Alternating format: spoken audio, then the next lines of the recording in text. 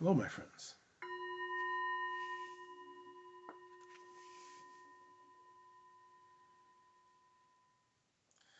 As usual, I would ask you to take a nice breath in and a lovely sigh. Make an ah sound. Ah. Let your heart be relieved. Ah. So good to see you. My name is Drake, and this is Touching the Edge, and this is the 40-day invitation to genius. Thank you for joining me. This is day 35, and this is Techniques on Monday. I had a close friend of mine suggest I use methods on Monday, so I'm curious about what you might think. But in any case, I'm still going with techniques on Monday at this point, and I want to go through what I think is one of the most powerful and important techniques you can have, and one of the most powerful focuses I think you can have during this time, and that is de-escalation. I think learning to de-escalate conflict is one of the most important things that you can do right now. And understand why you should want to de-escalate conflict. I mean, what's the point of de-escalation of conflict? And so the point I'm making is that if you want, both peace and justice to come about, we have to calm down the level of inflammation. We are not going to be able to find even justice if we are so inflamed that we can't hear what each other is saying. And so the most important person to de-escalate in any conflict is you.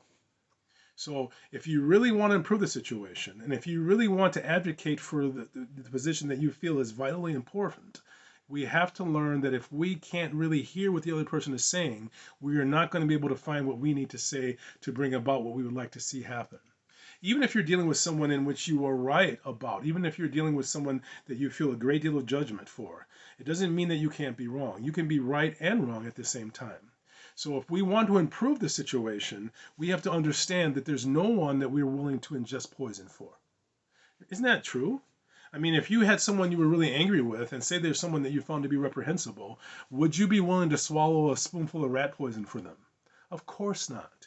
I'm suggesting that the level of venom and judgment that we are breathing into our system are not just affecting the situation that we're upset with that person with.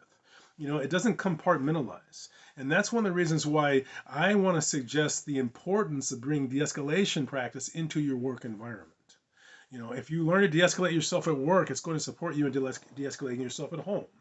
So anywhere you are, it's your sense of inflammation is going to spread out into those various areas. If you're angry with people at work, you're not going to be able to just keep it at work. You're going to find it at home as well. So let's do this de-escalation technique, and it's one that we've done before. It is the de-escalation template. So I'm asking you to activate the de-escalation template with me right now. It's okay if we feel upset. We can calm down just a little bit.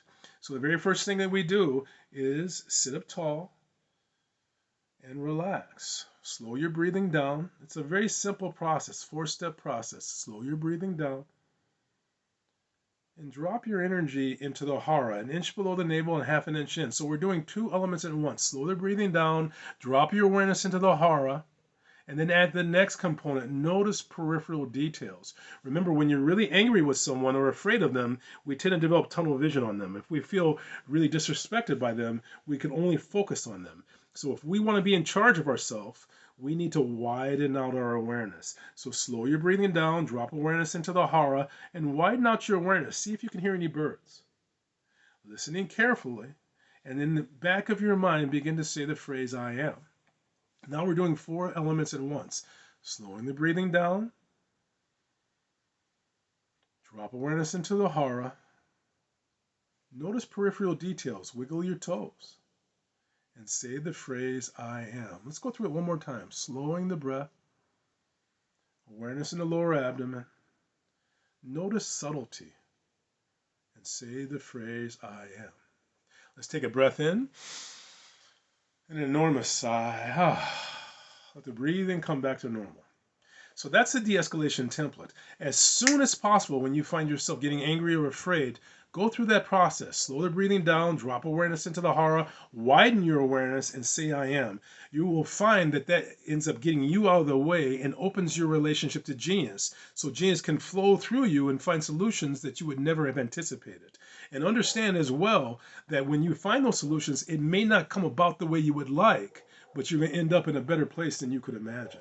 So, hear my dogs barking. Thank you for joining me today, and thank you for joining me in this time, because if we are going to improve the situation, we have to improve our relationship to the situation. So I'm going to ring the bell. I'm going to ask you to listen carefully. Here we go.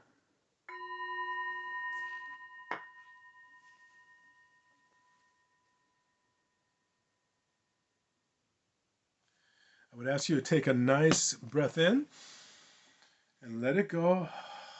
Let the hands come up into prayer position. I bow to you and I say to you, my friend, Namaste. Thank you.